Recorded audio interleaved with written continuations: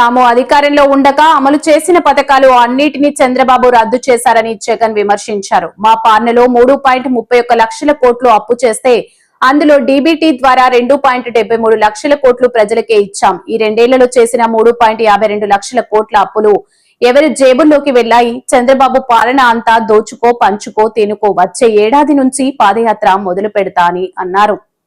June 2024 నుంచి మీ ప్రతి ఇంటికి ఇవన్నీ వస్తాయి అని చెప్పి ఏకంగా బాండ్లు ఇచ్చినారు. అలాంటి బాండ్లు ఇచ్చి సూపర్ 6లు సూపర్ 7లు అని చెప్పి ఇవాళ అవన్నీ కూడా పూర్తిగా మోసాలుగానే మిగిలిపోయిన పరిస్థితుల మధ్య ఈరోజు మనం చంద్రబాబు నాయుడు గారి పరిపాలనలో మనం చూస్తూ ఉన్నాం. మేనిఫెస్టో అన్నది మన హయాంలో మేనిఫెస్టో అన్నది ఒక భగవద్గీత కిందనో ఒక బైబిల్ కిందనో ఒక ఖురాన్ కిందనో భావిస్తూ 99% హామీలు నెరవేర్చినాము అని చెప్పి ప్రజల దగ్గరికి గర్వంగా తలెత్తుకొని చెప్పిన పరిస్థితి మన పార్టీ మన హయాంలో జరిగితే ఈరోజు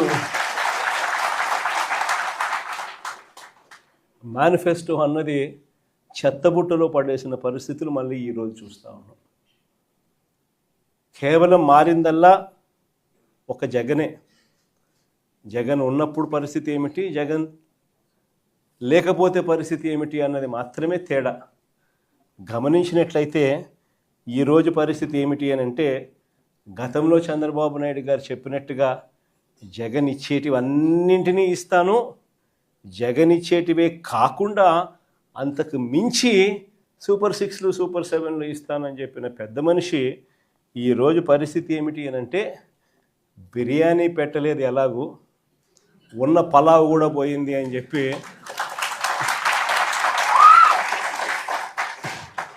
ఈరోజు ప్రతి ఇంట్లో కూడా చర్చ ఇదే మాదిరిగానే జరుగుతూ ఉంది. ఒకవైపునేమో సూపర్ 6లు సూపర్ 7లు మోసాలుగానే మిగిలిపోయిన పరిస్థితులు, మరోవైపున మన పథకాలన్నీ కూడా రద్దయిపోయి ఈరోజు పూర్తిగా చిన్నాభిన్నమైపోయిన పరిస్థితుల మధ్య గ్రామీణ ఆర్థిక వ్యవస్థ ఈరోజు కనిపిస్తూ ఉంది. విద్య, వైద్యం, వ్యవసాయం, సుపరిపాలన, లా అండ్ ఆర్డర్, సంక్షేమం, అభివృద్ధి ఇవన్నీ కూడా ఈరోజు తిరోగమనంలోనే కనిపిస్తూ ఉన్నాయి. ఎక్కడా కూడా ఫలాని మంచి చేశాము అని చెప్పే పరిస్థితి పోయి ఈరోజు ఎక్కడ చూసినా కూడా తిరోగమనమే కనిపిస్తుంది. ఇంకో ఆశ్చర్యకరమైన విషయం ఏమిటో తెలుసా? మన 5 సంవత్సరాల కాలంలో మనం 3,31,000 కోట్లు మనం అప్పులు మనం చేస్తే, ఆ 3,31,000 కోట్లలో 2,73,000 కోట్లు నేరుగా మీ జగన్ బటన్లు నొక్కడం, నా అక్క చెల్లెమ్మల కుటుంబాల ఖాతాల్లోకి నేరుగా డబ్బులు వెళ్ళిపోవడం చూశాం. ఆ 2,73,000 కోట్లు ఎవరి అకౌంట్లలోకి పోయాయి, వారి ఆధార్ నెంబర్లు ఏమిటి అని కూడా మనం ఇవ్వగలుగుతాం.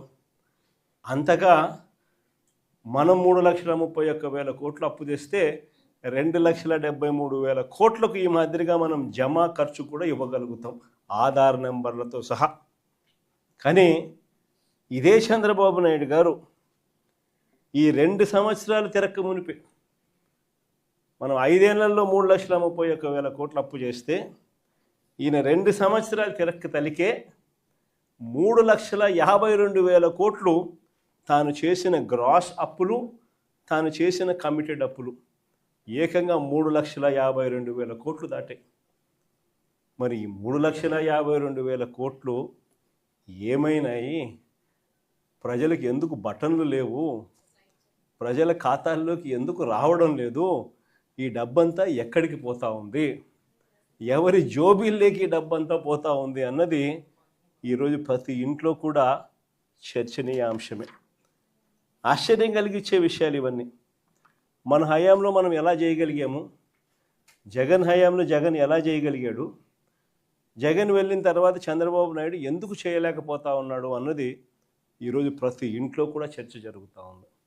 ఎందుకో తెలుసా? జగన్ చేయగలిగాడు, చంద్రబాబు నాయుడు ఎందుకు చేయలేకపోతా ఉన్నాడు? కారణం ఒకటే, రాష్ట్రానికి రావాల్సిన ఆదాయాలు జగన్ హయాంలో పుష్కలంగా రాష్ట్రానికి సంబంధించిన ఆదాయాలు రాష్ట్రానికి వచ్చేటివి. ఈరోజు చంద్రబాబు నాయుడు గారి హయాంలో ఎక్కడ చూసినా కానీ దోచుకో, పంచుకో, తినుకో.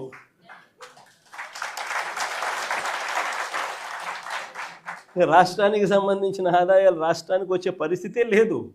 రాష్ట్రానికి సంబంధించిన ఆదాయాలన్నీ కూడా వీళ్ళు దోచుకోవడానికి, వీళ్ళు పంచుకోవడానికి, వీళ్ళు తినుకోవడానికే సరిపోతా ఉన్నప్పుడు రాష్ట్రానికి సంబంధించిన ఆదాయాలు రాష్ట్రానికి రానప్పుడు ఇక రాష్ట్రం పరిస్థితి ఏమిటి? ఇదే పరిస్థితి. ఎక్కడ చూసినా ఈరోజు కనిపించేది ఏమిటి?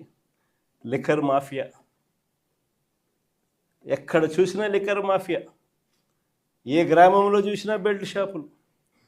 1 కాదు, 2 కాదు, 3 కాదు, 4 కాదు. మళ్ళీ పోలీసుల దగ్గరుండి ఆ బెల్ట్ షాపులు అమ్మించే కార్యక్రమం. ఆ బెల్ట్ షాపులో ఎక్కడా కూడా ఎంఆర్పి రేటుకి అమ్మరు.